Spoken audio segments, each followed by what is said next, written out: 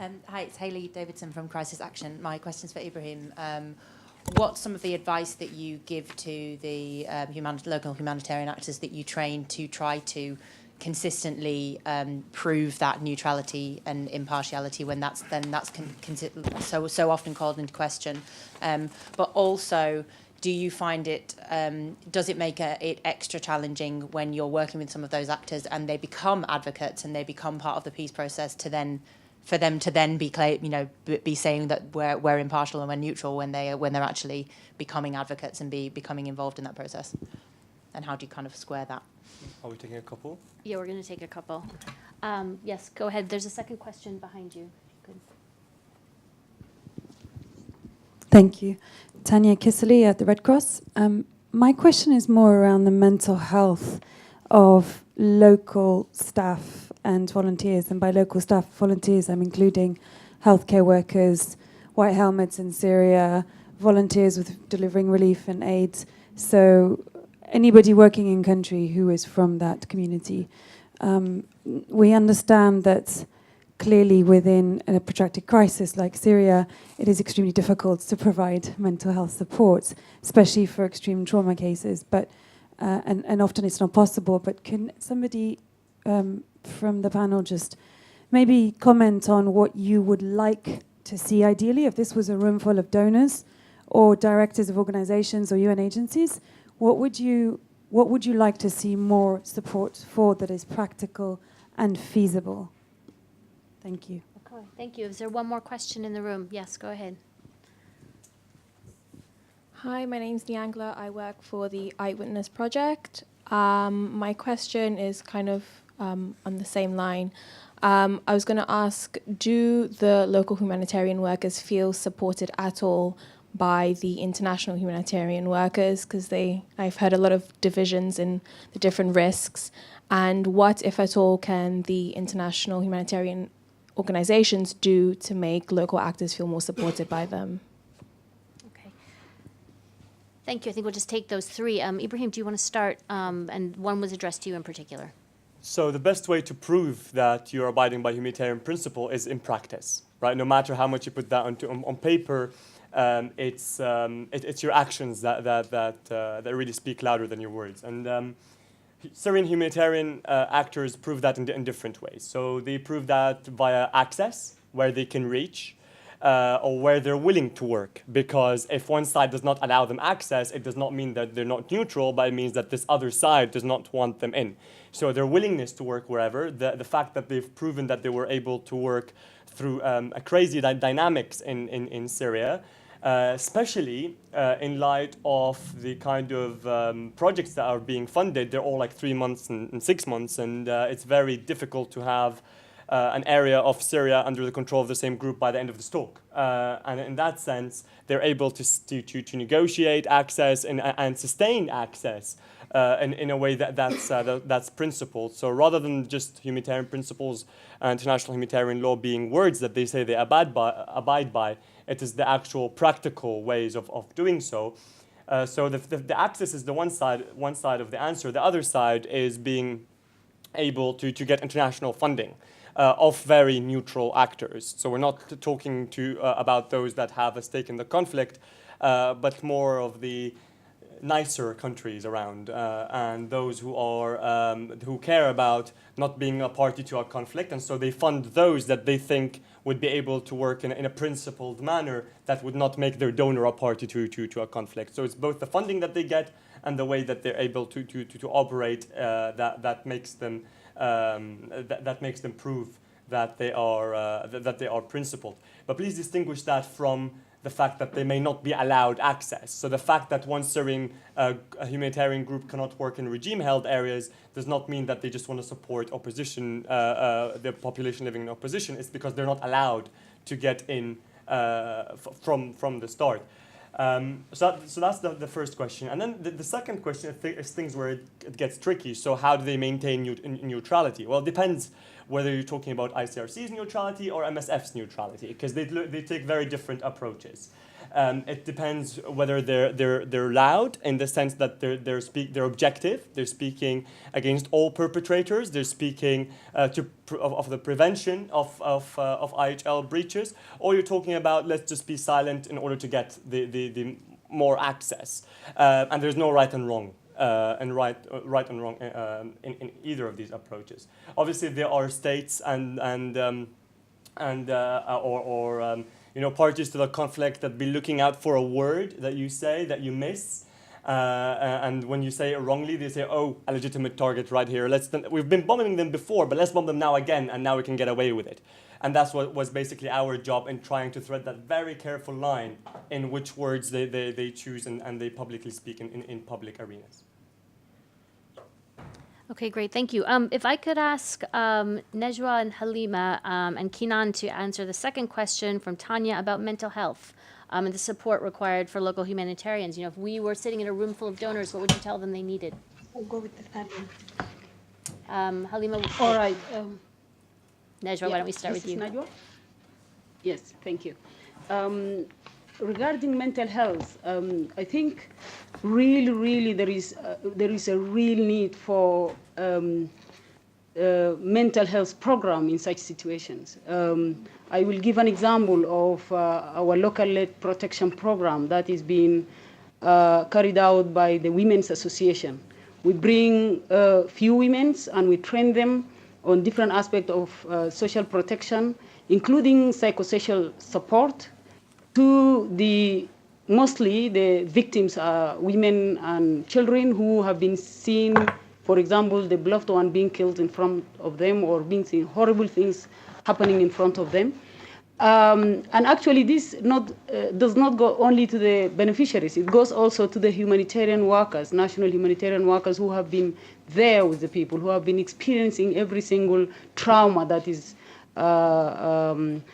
been taking place. So I think there is a real need for professional training for trauma healing, stress management, and also programs and activities that will at least normalize the life of these people, because many of these people are affected and they are really traumatized, and they need,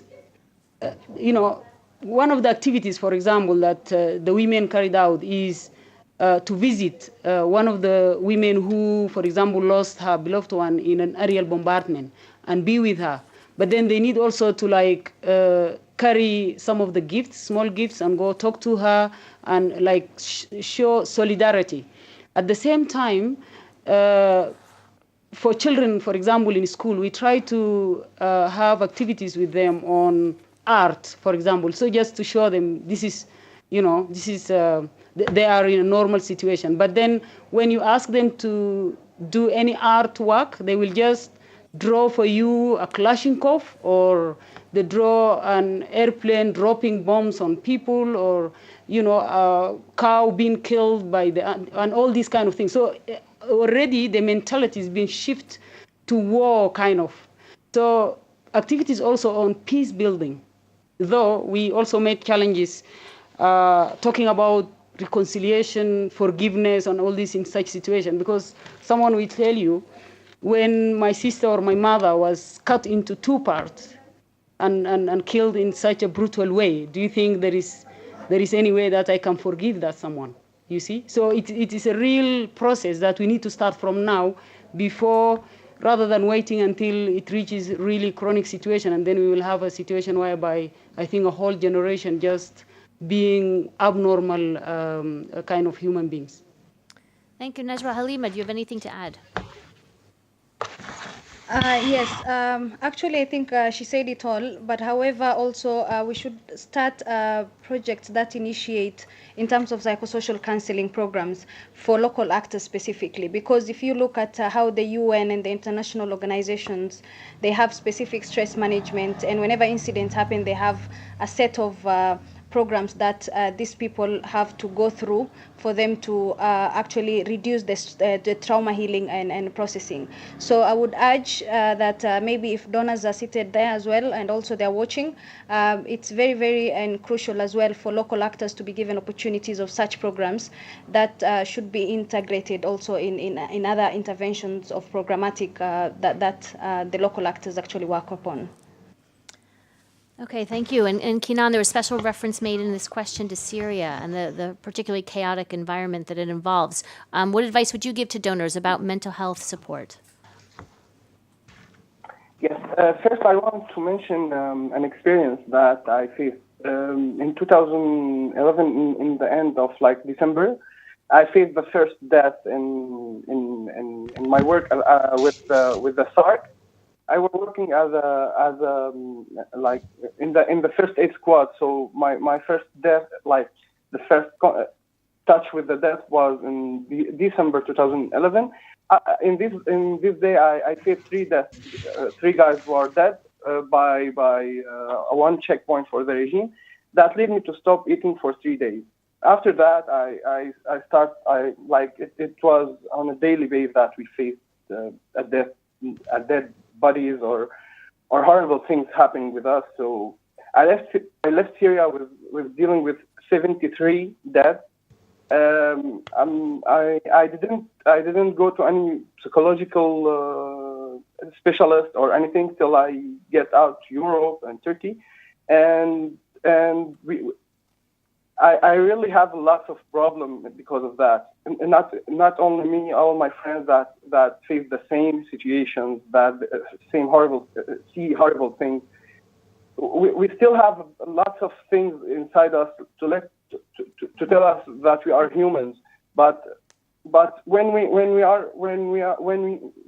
anyone faces a lot of dead bodies, then he feel like, okay, then no problem. We have to deal with this body. We have to do our work right now to do so. But all of this are inside us, are inside everyone who's working for humanitarian work. So I think my first thing to tell the donors about is to do a psychological support programs for the humanitarian workers. Even they are working on the field, even they are on the offices, inside or outside the conflict area. All of those guys are having on a daily basis a lot of problems, a lot of stories about death, torture, and everything. So also, for example, for one of these programs that SARC did in 2000, SARC Syrian Arbeit Crescent did for their volunteers. They started on 2011. It's things like named as open days for the volunteers, for the workers to be together in a safe place, out of work, out of volunteer area, to do their hobbies, to hear music, watch a video, do anything else not related to the war. With the psychological support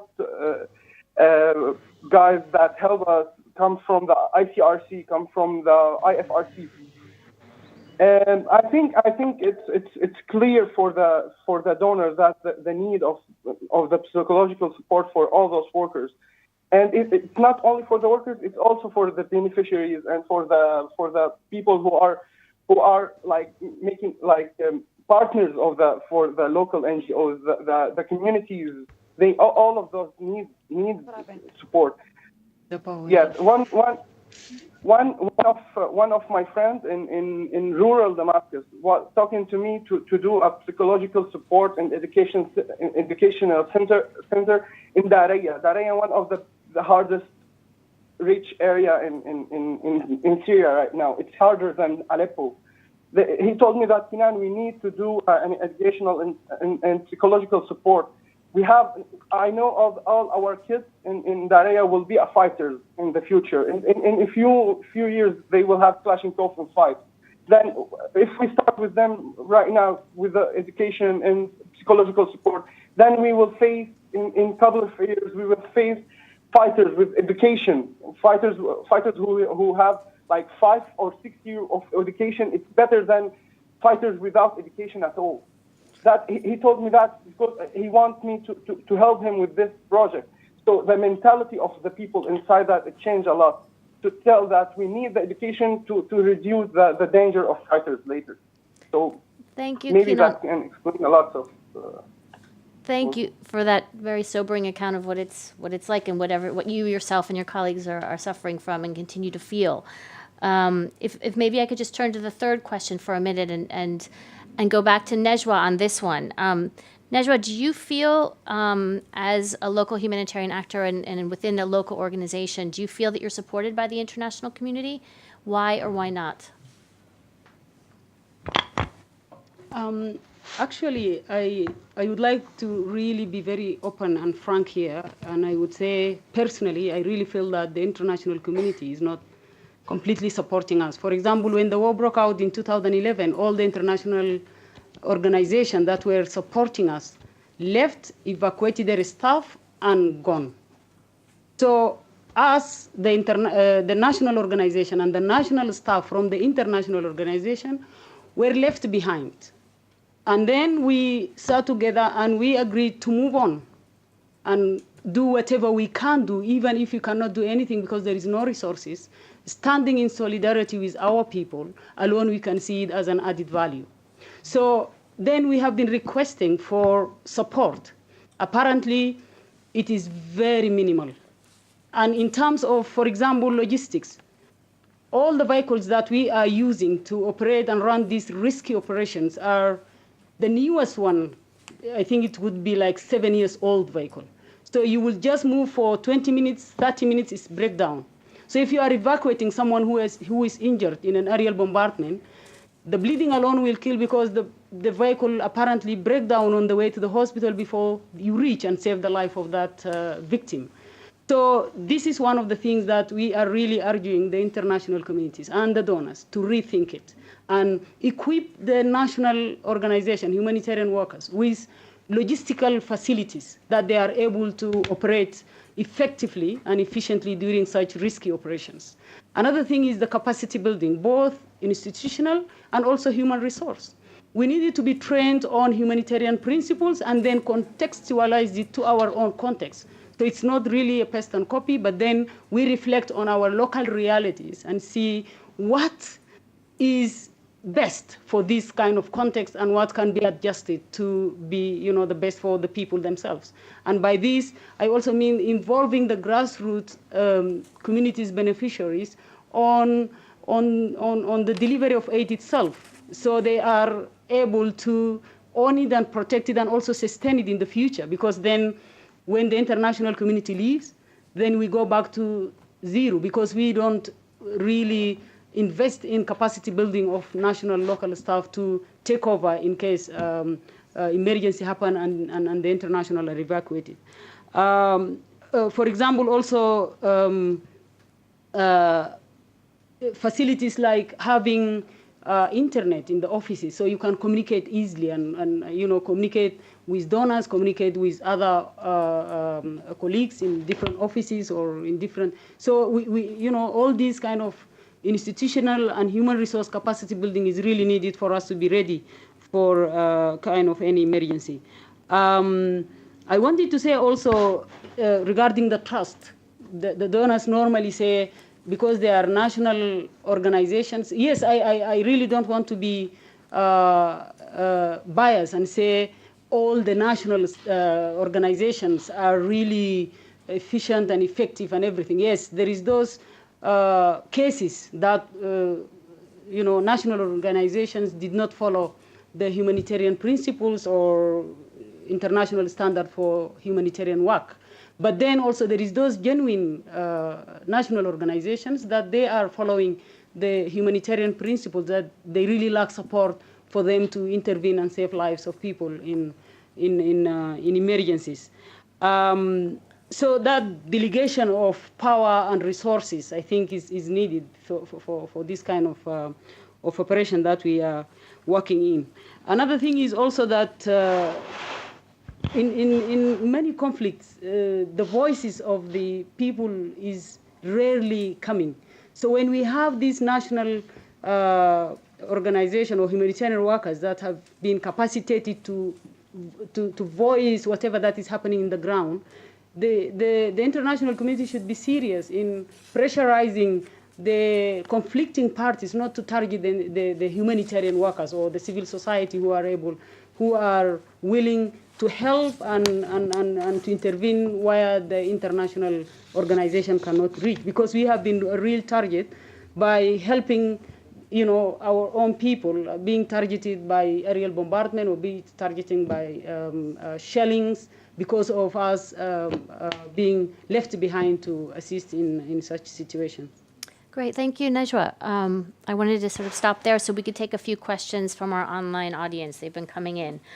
Maybe sort of a question to all of you, but maybe I'll start with Halima on this. You know, would you promote more dialogue between local actors and international aid workers? How do you think such a dialogue should take place? This is from Asil Hamid from the University College of London. Yes, I think a dialogue is a way to go, but also importantly, I think the international organizations should understand, first of all, the risks that the local organizations have been going through. But importantly, I think a dialogue where different consultation stages would occur, I think would be a way to go. However, the question would be, would there be a referee to actually leverage the discussions around them? So I think it's just a matter of getting to understand, first of all, the local dynamics that are there and also what the local actors are going through. I think this is something that has been brushed and across, or rather be segregated from the whole conversation. And I think unless we get that acceptance, I think, and the local actors are actually and purely working as clearly indicated before, at the forefront, working very hard to make sure that we reach the people that are unreachable, but importantly, the international community, the international organizations, the fact that they normally shift these kind of risks to us, what exactly are they looking for when they save themselves and then they put us on the spot?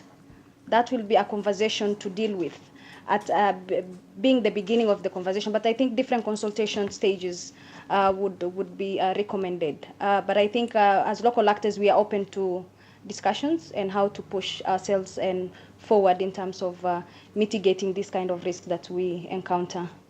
Okay, and I might just ask you a next question that sort of builds on what you're saying. This one from Tilly Al-Kainya, director at Future Proof Ideas. And she would like to ask, is subcontracting the best way to engage, for engagement between local and national NGOs, and the best way to build local organizational capacity? Or are there better ways, and what are they? I think subcontracting is what happens more often. But I would say that the best would be also the donors to take the risks that will be available to give this funding directly to local NGOs. Because at the moment, what happens is the donor gives the money to the international NGOs. And then the international NGOs cut off the administration cost and all that. Then when it comes to the local organization, it becomes to be a peanut for you to make sure that at least on top of that, the financial distribution that is given to the local NGOs is probably a small percentage, which will not even allow her to, or the organization to distribute it among the administration of that organization particularly, but also make sure that the money goes to the activities recommended. And I think we tend to see most of the time local international NGOs again, sort of using Microsoft to make sure that the small amount of money that has gone to local NGOs purely and is implemented on activity-based. So I think this one is something that should go to the donors in terms of taking the risks to believe and trust the national NGOs, having the contextualization knowledge, but also making sure that most of the money will go to activity as opposed to administration cost. Okay, thanks very much, Halima, on that. Listen, we're coming to a close of the session, so there were many more questions in the room and a few more questions here online. but we've run out of time. So let me say thank you to our panelists for engaging with us on these issues. We don't get to hear from you often enough, and so this has been very helpful. I mean, I think, we talked about risks, specific risks to local humanitarian workers, the perceptions of risk and how they might differ. And I think we all got a sense of the true misalignment between the perceptions of the work that local humanitarian actors do and the amount of support, or at least the feeling of the amount of support that they're getting from the international community, and the fact that there needs to be some kind of a reconciliation and realignment of those two things. That's my takeaway from this session. I hope you found that was a takeaway for you and also other things. Thanks very much to all of you for coming and to our online audience for engaging. The transcript of this, or the video of this, will be available online tomorrow. I encourage you, as part of World Humanitarian Day, to tweet it around or send it around if you found this interesting. And there are refreshments outside along with some coffee. So please feel free to stick around and network. Thanks very much. Thanks so much to the panelists.